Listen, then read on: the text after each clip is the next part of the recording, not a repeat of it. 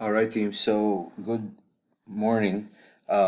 Basically, what I would like to do is take the time to discuss with you guys the how to go about your beginning of the year um, goal setting.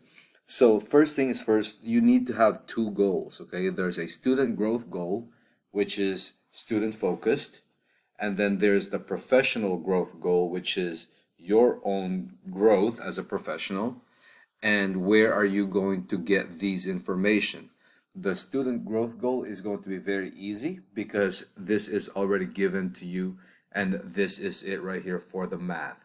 Okay, so for our math goal, it would be this.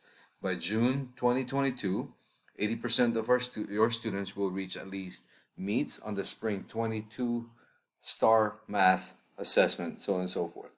Okay, so this is what you're going to have right here. Now, if you are a teacher that doesn't have any GT students, then you will not uh, probably include a GT because you don't have any GT.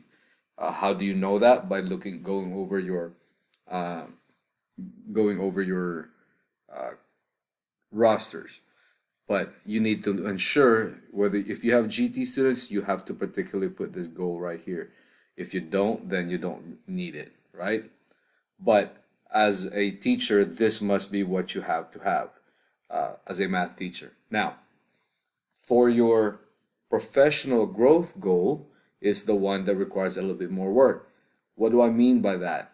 Well, you need to be able to you create a professional growth goal after you have taken this, the T-test self-reflection beginning of the year self-reflection. So what you're going to do is you're going to take this assessment right here, and it will show on your own profile, and then I will check it, right?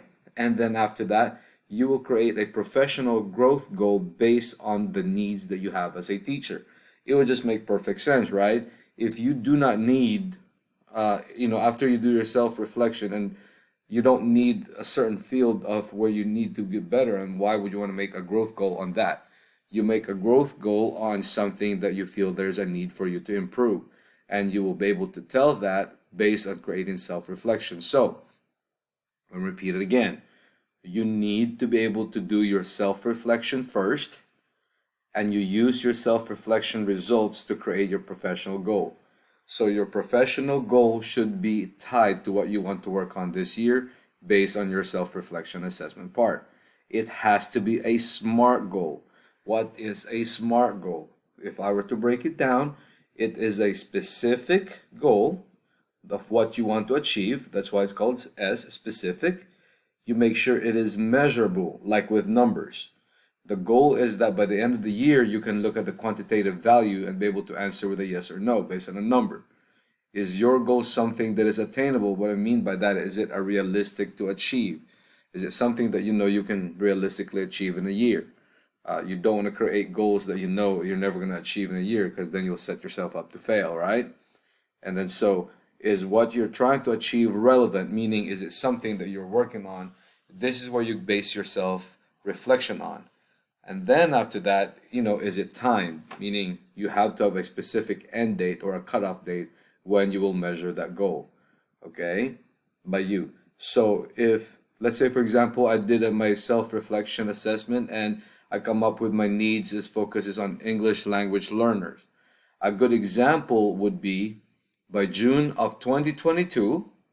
See how there's an end date already. I know that I will measure my goal by June 2022. I will register in courses that focus on teaching strategies to serve our English language learners. Because remember, I said, let's just say my self assessment needs is on English language learners.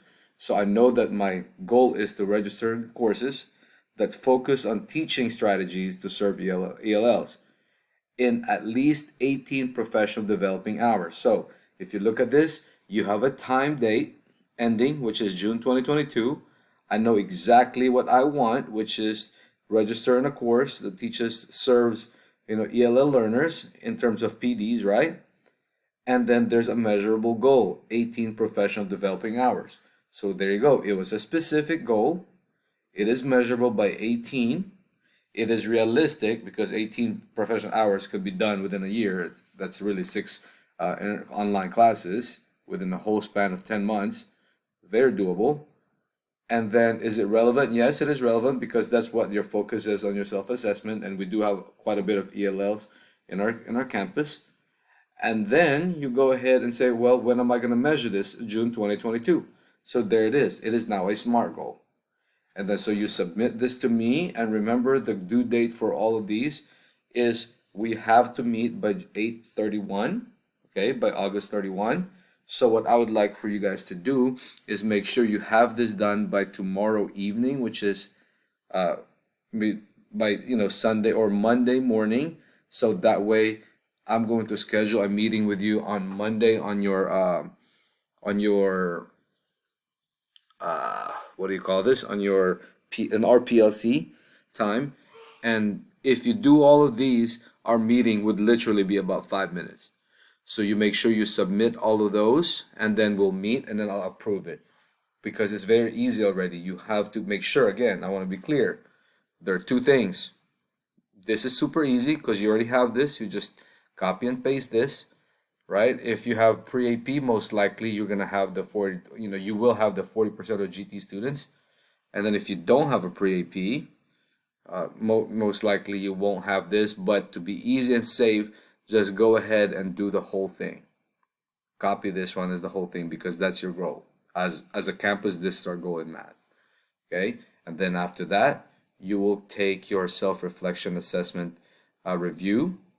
After you take your review, based on that, you go ahead and make your professional goal. It has to be SMART.